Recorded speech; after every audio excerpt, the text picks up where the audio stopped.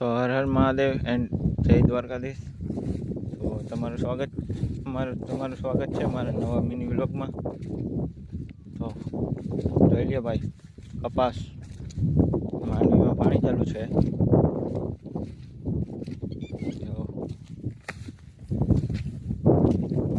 તમને એવું લાગતું હશે કે આ પાણી વધી નથી ગયું, તો શું કરવું ભાઈ, પીએ નહીં તો લાઈટ સરખી નથી આપતા.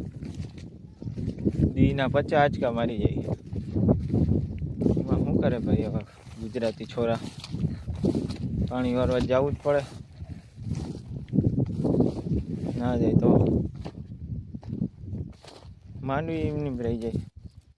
આમાં તમે કહો, આમાં ગળવાનું કેવી રીતના મન થાય? એક તો ગોઠણ સુધી માંડવી છે. તો વિડીયોને લાઈક ના કર્યું, લાઈક કરતા હો, સબસ્ક્રાઈબ